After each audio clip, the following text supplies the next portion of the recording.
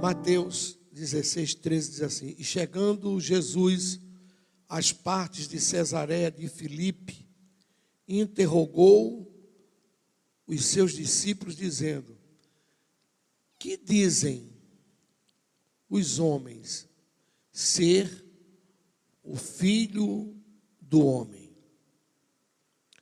E eles disseram: uns, João Batista, outros, Elias, e outros, Jeremias, ou um dos profetas. Amém. Só até aqui.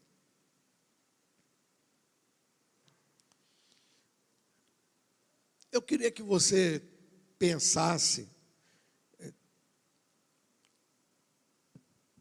nessas figuras que foram colocadas aqui diante de Jesus, quando ele perguntou qual a opinião das pessoas a meu respeito. Então, o povo daquela região fazia alguma comparação com respeito a Jesus. Quando você olha assim de primeira mão, você diz assim: aqui até que tem uma coerência. Por exemplo, ele pergunta: o que é que os homens dizem quem eu sou? Aí eles disseram: uns, João Batista. Por que compararam Jesus com João Batista? É claro que compararam Jesus a João Batista, porque João Batista foi um grande pregador. Grande pregador. Se você ler lá no Evangelho de Marcos, diz que as multidões saíam de Jerusalém e de outras partes e iam ao deserto ouvir João pregar. Deserto, não era um shopping, não era um auditório com ar-condicionado, com cadeira, era ao deserto. As multidões iam ao deserto para ouvir João. Ora, e quando eles dizem, uns dizem que tu és João Batista, é porque viam também a eloquência que Jesus possuía em transmitir a mensagem. Porque você lendo os evangelhos, você vai ver que muitas das vezes Jesus começava a pregar e de manhã até à tarde as pessoas não saíam, as pessoas não arredavam o pé, as pessoas não se afastavam devido à palavra tão forte, tão esclarecedora, tão inspiradora, tão poderosa. E eles bebiam daquela fonte imaculada, daquela fonte santa, que era Jesus Cristo, e ficavam tomados, por aquela maneira de Jesus se dirigir a cada um deles. Então eles disseram: dizem que tu és João Batista, por causa da pregação. Mas aí eles comparam Jesus com outro vulto, já do passado aqui, Elias. Por que comparam Jesus a Elias? Porque Elias foi um profeta de milagres. Foi um dos homens que Deus usou muito no ministério de milagres. E vocês, quando leem, a primeira vez que Elias é mencionado na Bíblia é em 1 Reis, capítulo 17. E quando você começa a ler, a partir do capítulo 17, sobre a vida do profeta Elias, você vai encontrar pelo menos ali uns 8 milagres que Deus realizou através da vida de Elias. Milagres poderosos, milagres despertador, milagres de poder de Deus, ressurreição, multiplicação de alimentos, vidas que foram tocadas, palavras que foram cumpridas. Então, eles olhavam para Jesus e quando eles viam Jesus diante daquela multidão, curando cego, surdo, mudo, paralíticos, leprosos, pessoas com aquela doença, doenças de pele, de todo tipo de situações, pessoas oprimidas pelo diabo, pessoas que viviam ali oprimidos pelo diabo, tipo daquele menino que se jogava no fogo, que queria tirar a vida, e Jesus com uma palavra liberta aquele rapaz, e tantas coisas poderosas que aconteceram, que eles associam a figura de Jesus a Elias, até os próprios discípulos. João e Pedro, quando não quiseram receber Jesus em Samaria, viraram para Jesus e disseram: Senhor, tu queres, né, que a gente peça que fogo do céu venha sobre eles, porque não te receberam, fazendo alusão a um episódio que aconteceu na vida do profeta Elias, que vieram prendê-lo, né? 50 soldados vieram prendê-lo e disseram: homem de Deus, você tem que ir preso. Aí ele disse: se eu sou homem de Deus, desça fogo do céu e consuma vocês. E desceu e consumiu aqueles homens, não é? Então aí Jesus até perguntou para João e para Pedro: que espírito vocês são? De que espírito vocês são? Não é? Eu não vim fazer isso, não é? Mas eles comparavam Jesus a Elias. Agora, presta bem atenção. A João Batista, a pregação; a Elias, os milagres. Agora, em Jeremias, o que é que você vê em Jeremias? Por que eles não lembraram de Isaías? Dizem que tu és igual, lembra Isaías, ou é Isaías, ou Ezequiel, ou Zacarias. Por que eles dizem, uns João Batista, outros Elias, outros Jeremias, ou um dos profetas? Mas por que Jeremias? Por que Jesus é comparado a Jeremias? Não é? Por quê? Você já pensou? Qual a semelhança de Jeremias com Jesus? Por que a figura de Jesus andando por aquelas terras da Judéia, pela Galileia, por aquele território ali, lembrava a figura de Jeremias? O que você acha? Por que a figura de Jesus lembrava a figura de Jeremias? Você já parou para dar uma pensada nisso, não é? Elias, os milagres, está certo, os milagres, não é? João Batista, a pregação, está certo. Mas por que a figura de Jesus lembrava, despertava neles a pessoa de Jeremias? Ele dizia: não, ele parece com Jeremias. Eu vou lhe dizer a semelhança que a gente pode fazer uma ligação entre Jesus e Jeremias.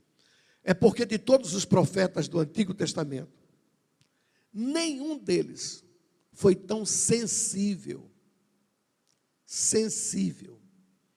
Nenhum deles, nem Isaías, e nenhum deles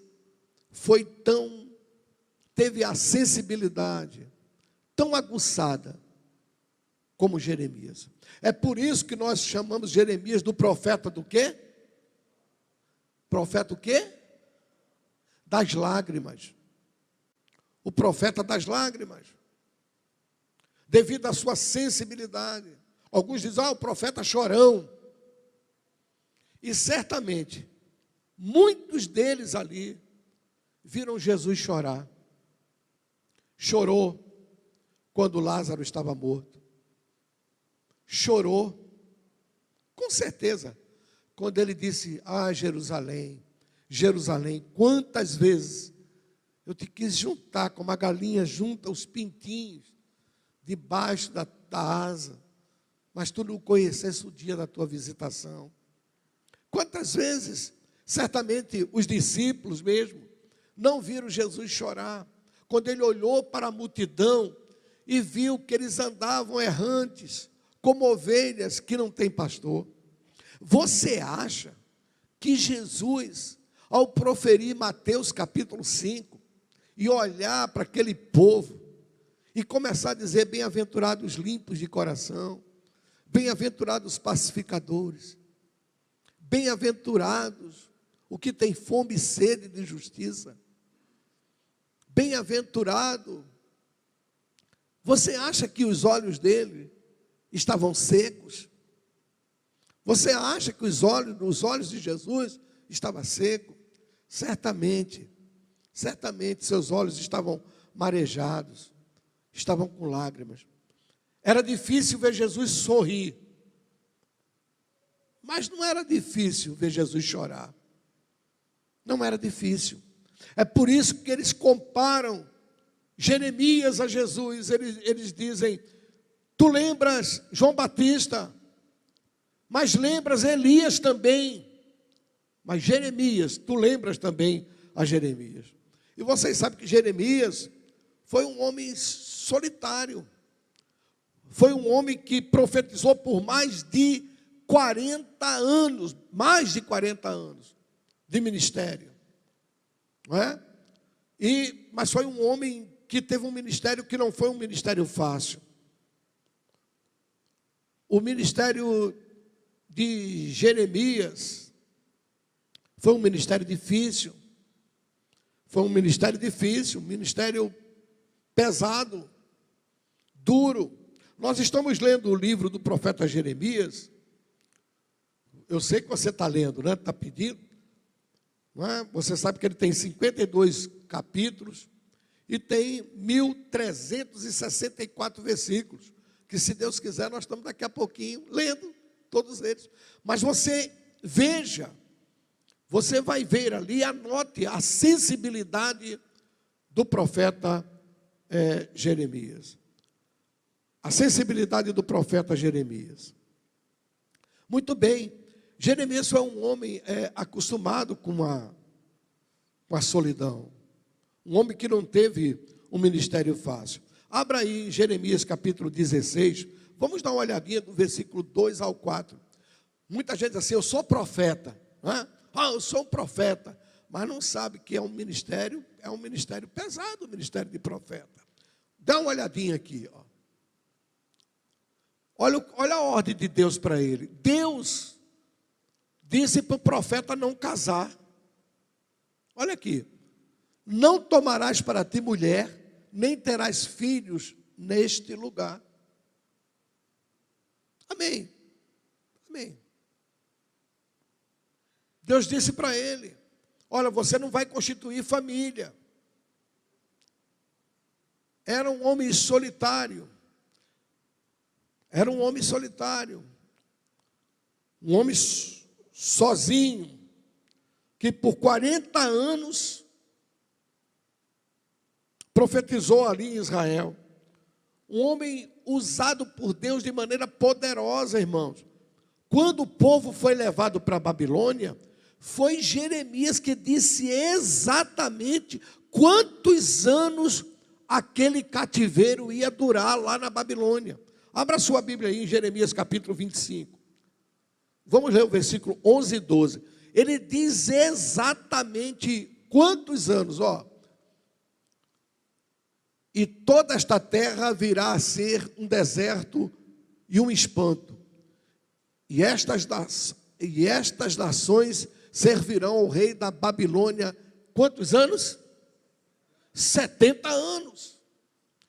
70 anos, o 12. E acontecerá, porém, que quando se cumprir os 70 anos, visitarei o rei da Babilônia e esta nação, diz o Senhor, castigando a sua iniquidade, e da terra dos caldeus farei deles um deserto perpétuo até hoje. Vocês sabiam que Saddam Hussein tentou reedificar a cidade da Babilônia e não conseguiu? Leiam o livro de história.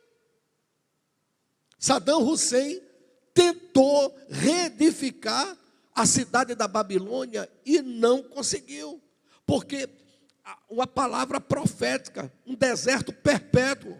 E outra coisa também, exatamente quantos anos duraria o cativeiro? 70 anos.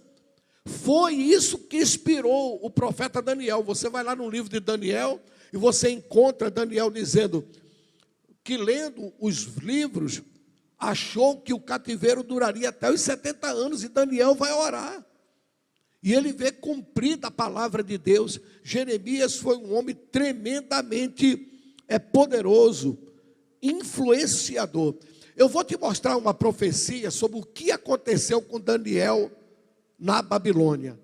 Com Daniel, com Ananias, com Misael, com Azarias, que Jeremias profetizou. Livro de Jeremias, capítulo 24. Olha só, vê se não aconteceu isso com esses irmãos e outros que foram abençoados. Jeremias capítulo 24, versículo do 1 ao 7, vamos ler. Olha que profecia, e se cumpriu na vida de Daniel, se cumpriu na vida de Ananias, de Misael, de Azarias e de outros judeus que nós não temos o registro, mas se cumpriu, ó. Faze-me, Senhor, ver, e vi 2 cestos de figos. Jeremias teve uma visão, postos diante do templo do Senhor, depois que Nabucodonosor, rei da Babilônia, levou em cativeiro a Jeconias, filhos de Jeoaquim, rei de Judá, e os príncipes de Judá, e os carpinteiros, e os ferreiros de Jerusalém, e os trouxe à Babilônia. Um cesto tinha figos muito bons, como os figos temporão, mas o outro cesto tinha figos muito maus, que não se podia comer, de maus que eram. Vai? Pode ir. Pode passar. Pode passar, 4. Então veio a minha palavra do Senhor dizendo, presta atenção nisso aqui, ó. Pode passar. Assim diz o Senhor, o Deus de Israel, como a estes bons figos, assim conhecerei aos de Judá, levados em cativeiro, e que eu enviei deste lugar para a terra dos caldeus, para o seu bem. Porei os olhos sobre eles, para o seu bem, e os fareis voltar a esta terra, edificá-lo-eis, e não os destruirei, plantá-lo-eis, e não os arrancarei. E dar-lhe-eis coração, para que me conheçam, porque eu sou o Senhor, e ser-me-ão por povo, e eu lhes serei por Deus, porque se converterão a mim de todo o seu coração. Isso é uma profecia, que a gente pode dizer assim, se cumpriu na vida de Daniel. Deus abençoou Daniel de tal forma, que ele foi primeiro-ministro na Babilônia, irmão. Os outros foram governadores, e muitos judeus, se você pegar a história, enriqueceram na Babilônia. Havia uma profecia de Jeremias sobre isso, que ia acontecer. Lá, bênção de Deus, homem usado tremendamente por Deus na palavra, mas também era um homem de lágrima, de sentimento. Lamentações 1,16, vê o que está escrito aí. Lamentações 1,16. O que é que está escrito? Diz assim, por essas coisas choro eu, os meus olhos se desfazem em águas, porque se afastou de mim o Consolador que deveria restaurar minha alma. Os meus filhos estão desolados, porque prevaleceu o inimigo. Era um homem que sentia a dor do seu povo. Dor do seu povo. Sabe, irmãos, uma coisa que a gente deve pedir a Deus, talvez a gente não seja semelhante a Jesus no poder de milagres.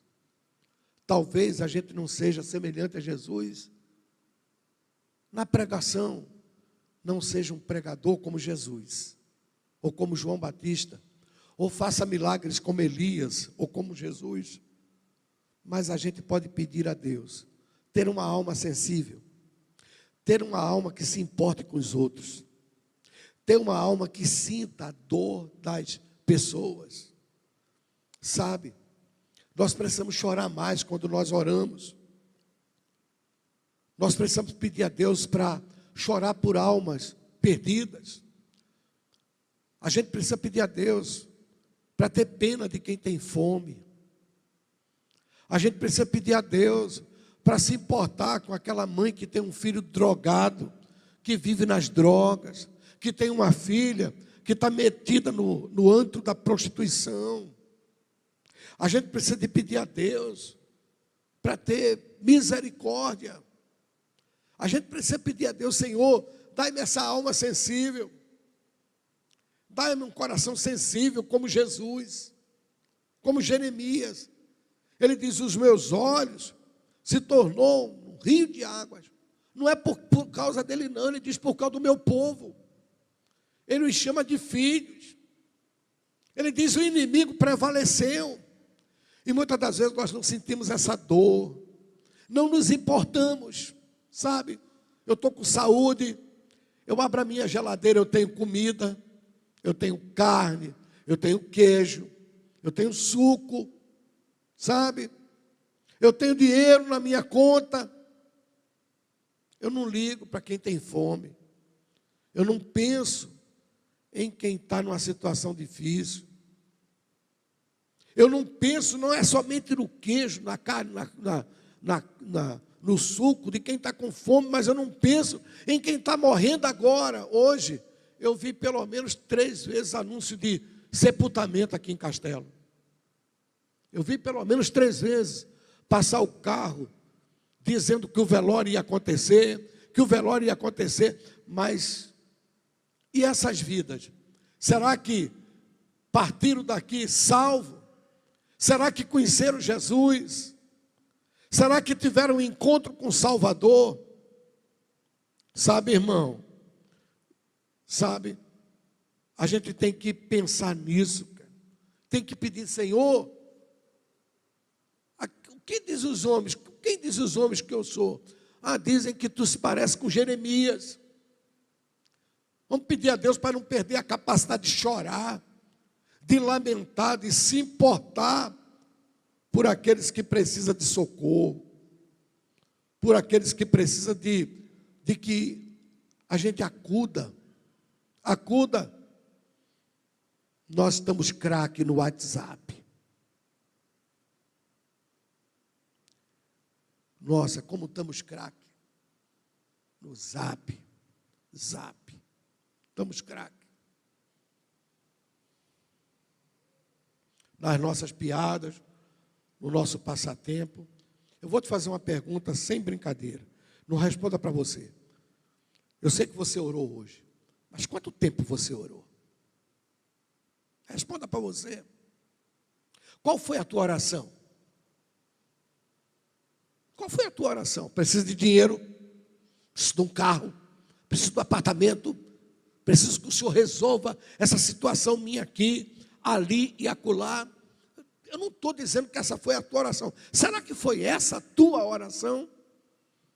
Será que tu lembrou de orar? Eu tenho certeza que você orou por todos aqueles que vieram à frente aqui no domingo. Tenho certeza que você se lembrou deles e que você os abençoou.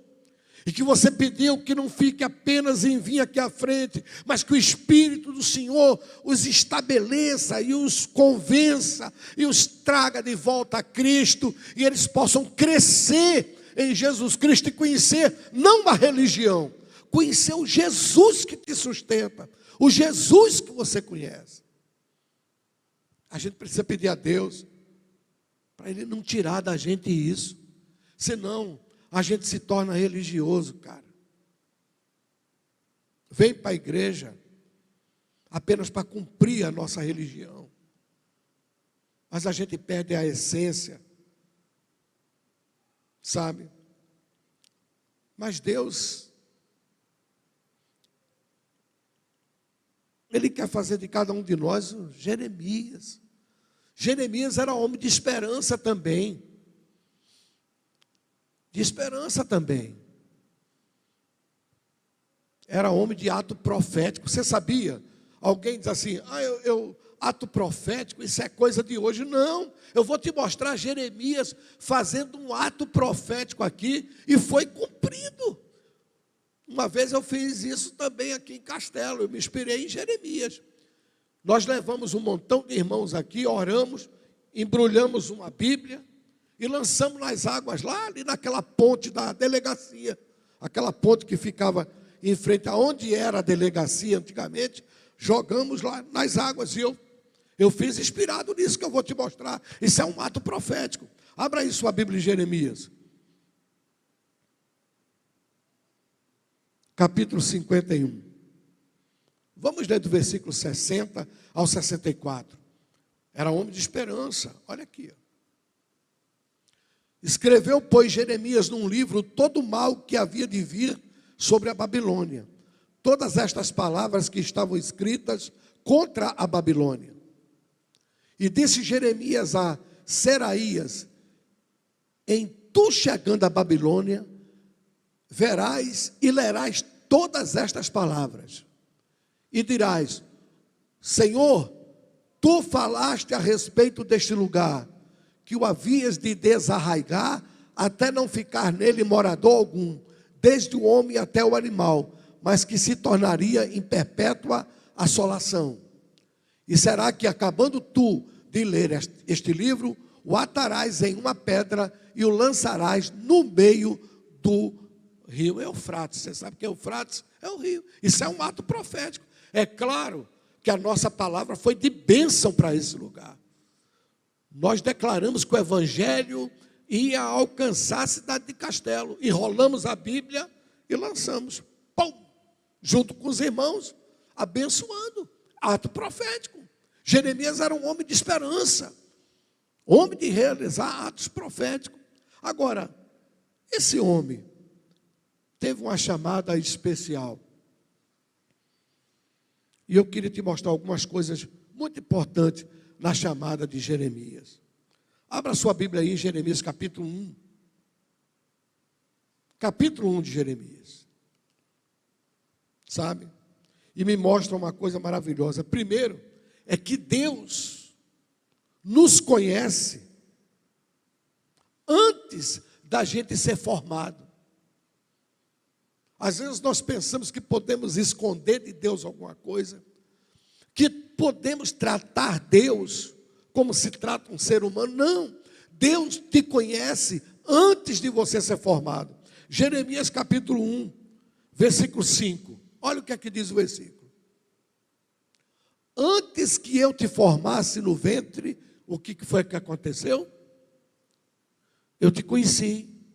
Então Deus me conhece inteiramente. Deus conhece você inteiramente. Deus sabe exatamente quem nós somos. Porque antes que fôssemos formados, Deus já nos conhecia. Deus já nos conhecia.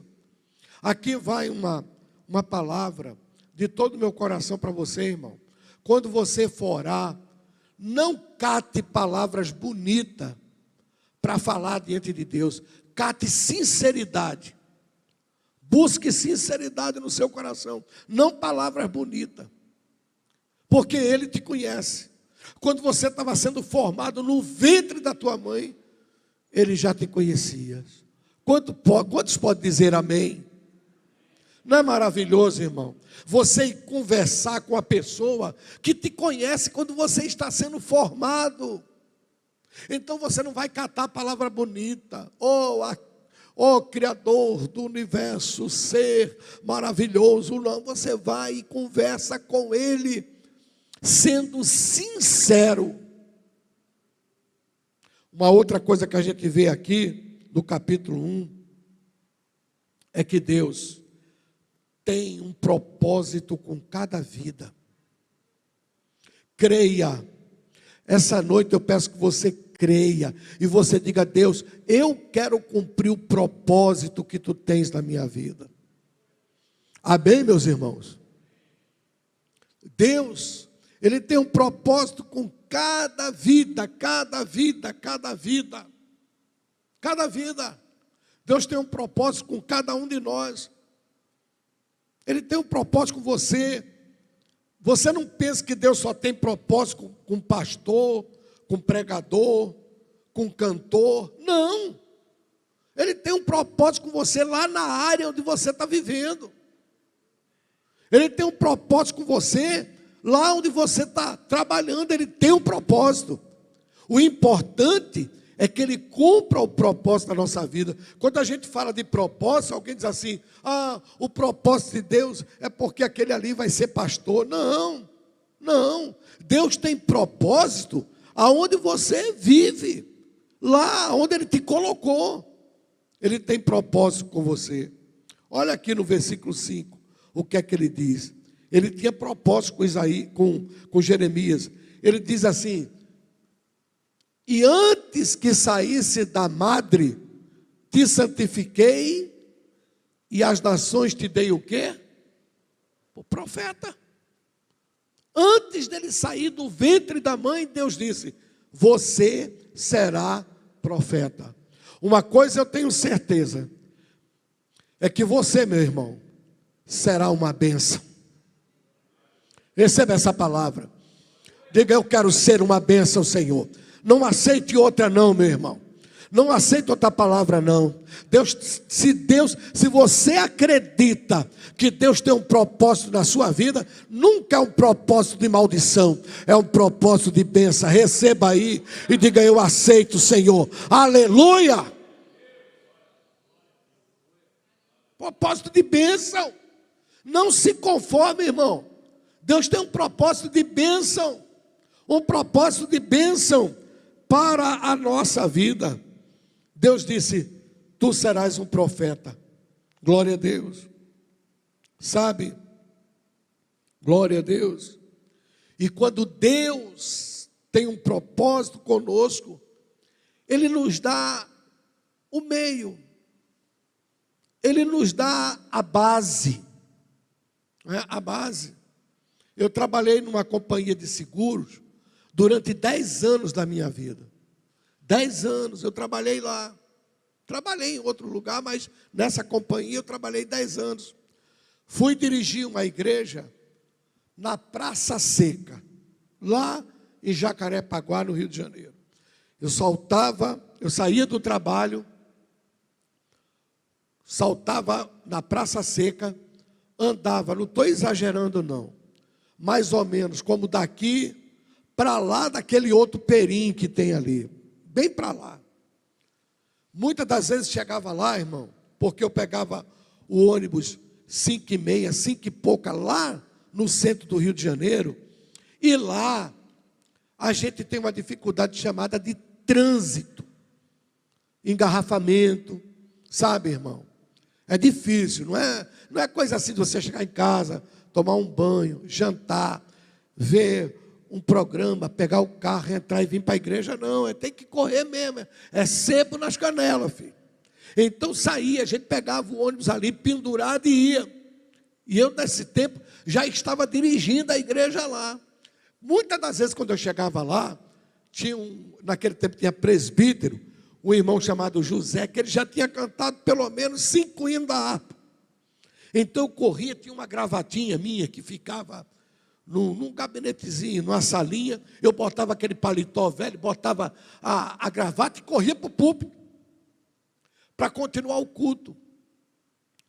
E eu tinha um amigo, que hoje é pastor nos Estados Unidos, em Nova Jersey, é pastor, presidente, ele tem umas outras igrejas, além de Nova Jersey, ele tem em outros estados, chamado Gelson Brown.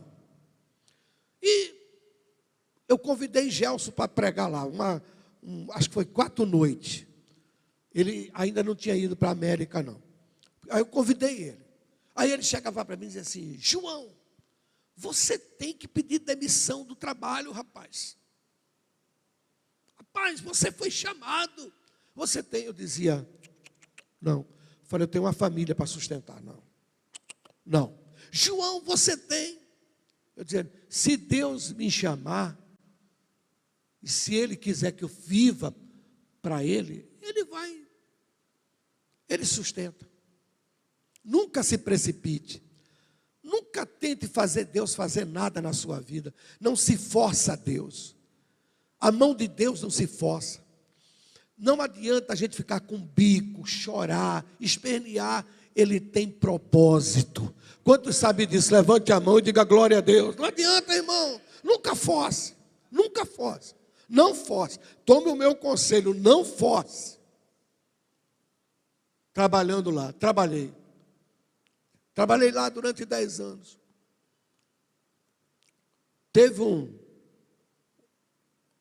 uma mudança na empresa de diretoria, veio um diretor de Londres, e uma turma foi dispensada. E eu fui dispensado.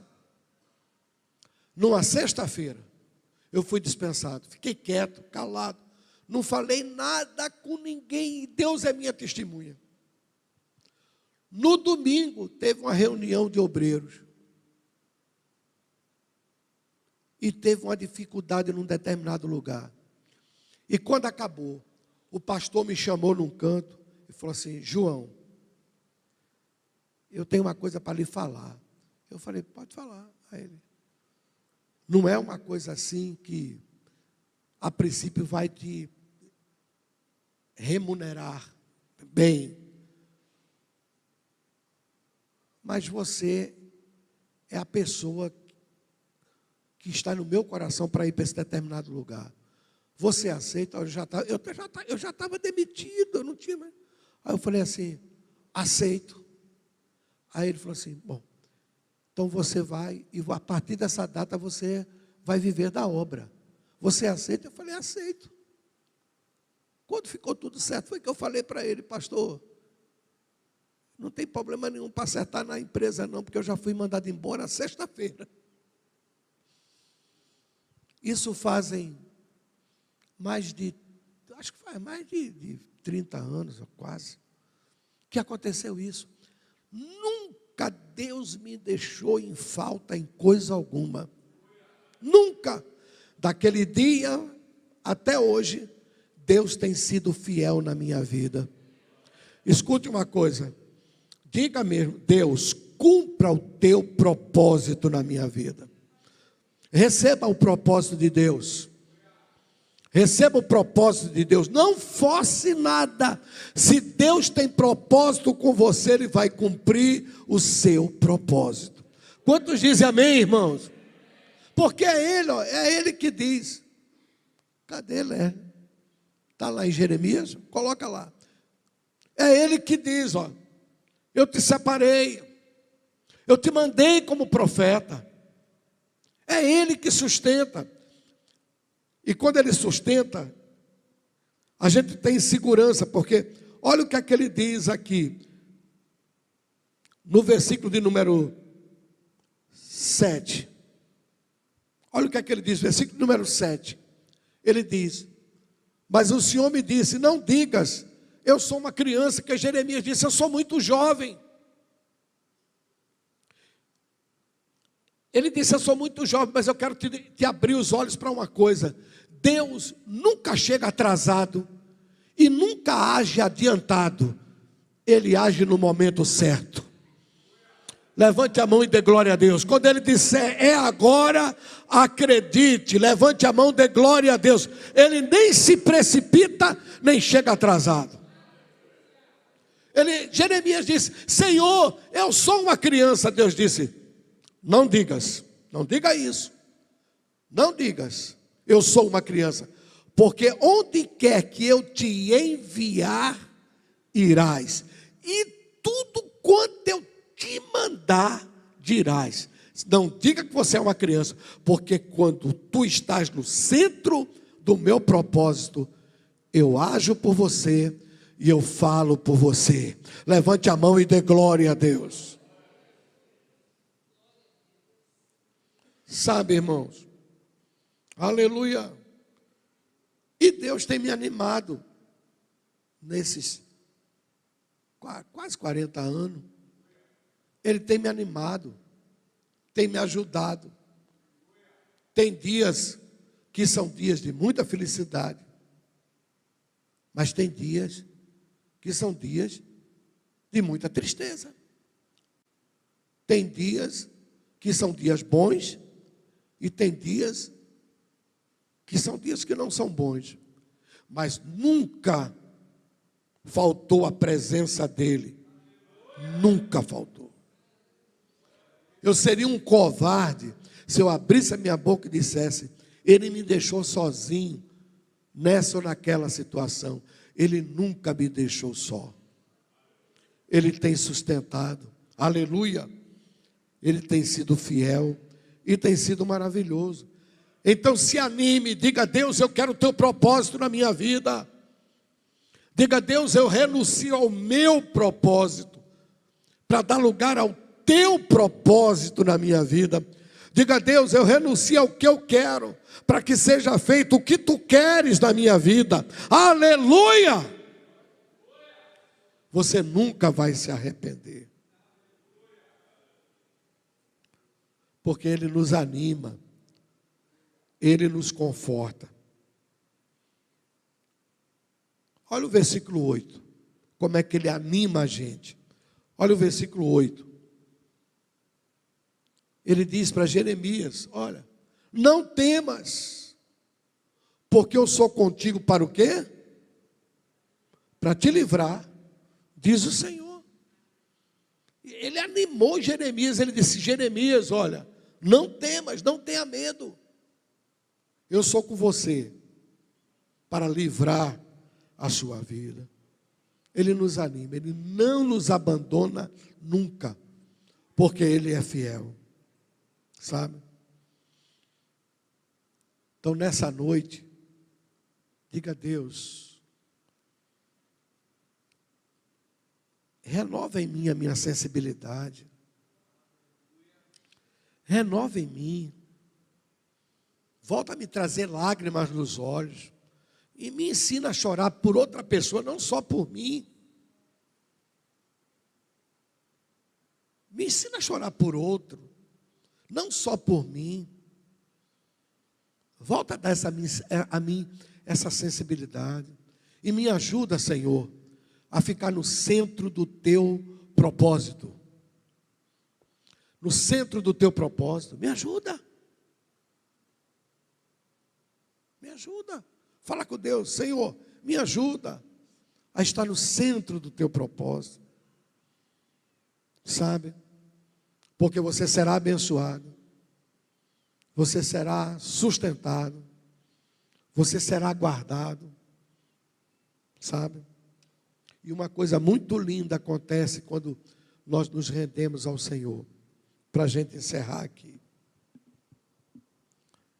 Está lá no versículo de número 9. E você passa a pedir a Deus que isso aconteça na sua vida. Glória a Deus. Ele diz assim, olha, para Jeremias. E estendendo o Senhor a mão, tocou-me na boca. Onde foi que ele tocou em Jeremias? Onde foi que ele tocou em Isaías? Aonde? Na boca.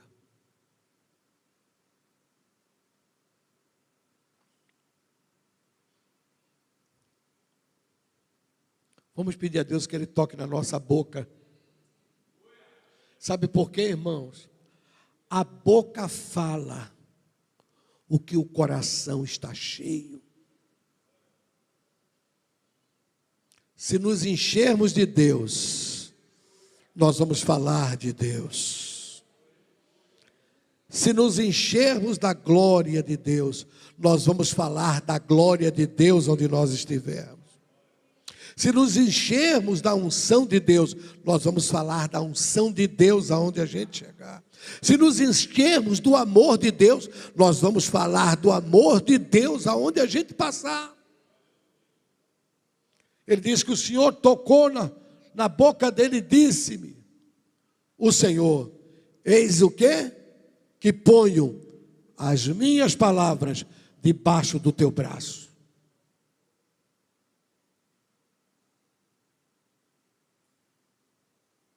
Não foi isso que Deus falou para ele?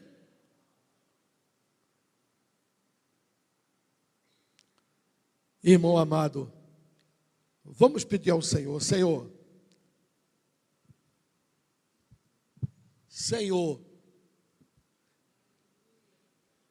tira daqui e põe aqui. Quantos dizem glória a Deus? Diga, Senhor, tira daqui e põe aqui, glória a Deus. Que o Espírito Santo nessa noite toque os nossos lábios, nossa boca, nosso coração, e que Deus nos dê a sensibilidade. Sabe, irmão, aquela tua vizinha que você passa por ela. Talvez hoje, quando você passar, os teus olhos vão E você vai ver uma coisa que você nunca viu, nunca viu.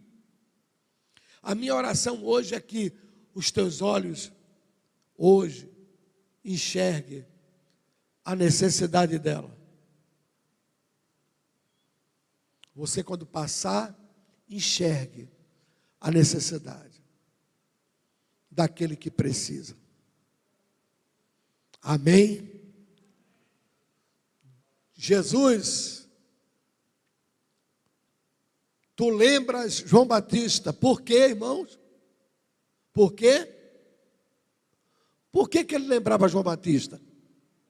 Hein? Porque ele pregava como João, com autoridade, com poder, as pessoas afluíam para ouvi-lo.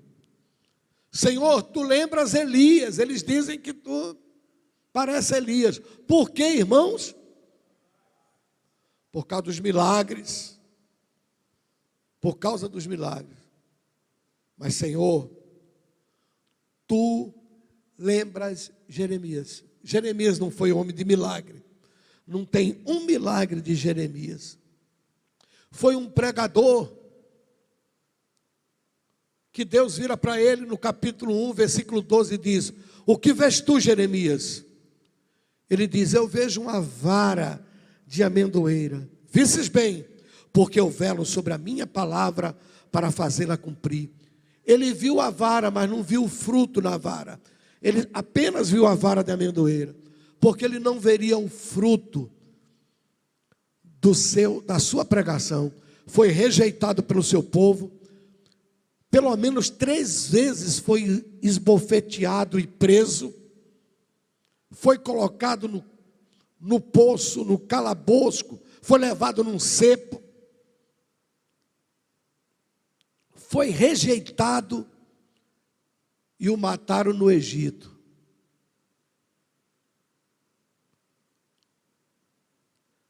Mas Jesus foi comparado a ele, porque esse homem que foi rejeitado nunca deixou de orar pelo seu povo.